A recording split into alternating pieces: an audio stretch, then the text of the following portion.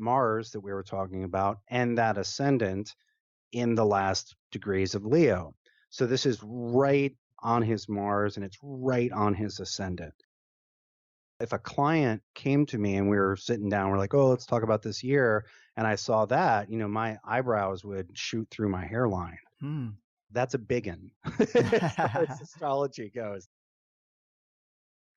Eclipses, it's interesting. It can be difficult to know exactly what eclipses do, but they do stuff. It's a highly charged moment. Yeah, you underline it a couple times and, you get out your highlighter, right? And that ascendant, we're talking about that, the ascending degree of a chart, that's considered to be an extremely sensitive point in a person's natal chart. We could say that that's analogous to your doorstop. That's the front door of your chart, right? And so when you get a significant configuration that comes to your doorstep like that, it's going to mean stuff. And so that's really interesting. And, it's so funny that it's literally on the rising of the president of the United States and just happens to be visible across all of the United States. Man. Right. So, that says something about this country. It's my country. Can you say if it's more positive or negative? So what I will say is because it's in Leo and it's on the dragon's head or north node of the moon, in general, this eclipse cycle, because this one is in Leo, but we're going to have them in Leo and Aquarius until early 2018. Eclipses move in cycles where you'll get them in this pair of signs and then this pair of signs and then the next pair of signs.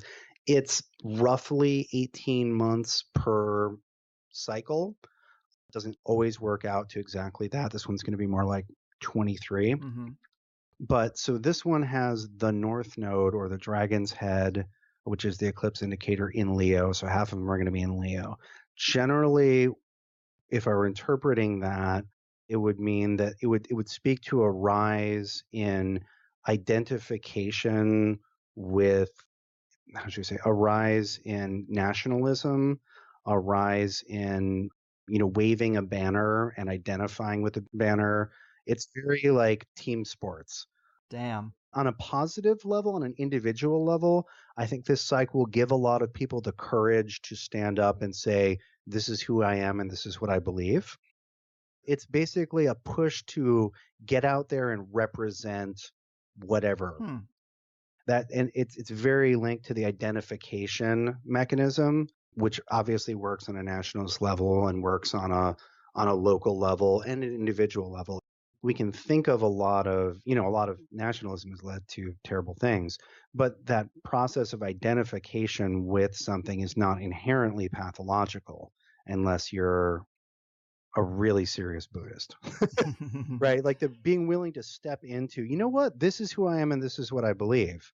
And I'm willing to be seen doing that, right? That seems to be happening a lot, even with the Women's March and the negative reaction to Trump. I mean, that's in the air. Yeah, so that cycle is basically due to start now.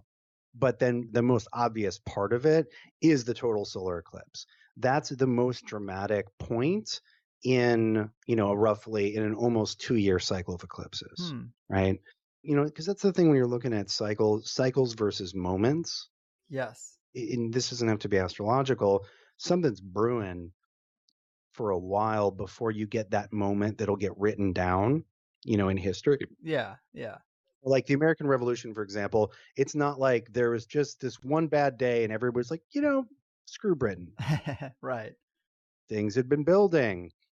And so, what's interesting about this particular eclipse cycle is this really is the American eclipse cycle. America was born under this eclipse cycle. We have 12, the way I'm cutting it up, we have 12 different eclipse cycles that repeat every 19 years. They're about 18 months each, right? And so everybody is born during one eclipse cycle or another. This is the one that the United States was born under. Sorry, I'm pulling my U.S. chart off the wall just so I can actually look at it while I talk. Sure. Yeah, if you look at the United States chart, that's the cycle we're in. That's the cycle we're born in. And so this being willing to stand up and say, we're this, or I'm this, is part of the American national character, right? To a certain degree, that was the United States' act of defiance against the British Empire. And that's very American, right? Mm-hmm. Well, they tie that yellow ribbon around the oak tree. They've worn out all the prayer in their hearts. All along thought they were rooting for the home team as they're sent to the game and torn apart. We twist this tourniquet upon the pipeline that he carries all the pain in the world as we blindly clap and cheer from the sidelines. It's clear on a losing streak from the very start, and that's where they found me, in the cemetery, a smoking gun in my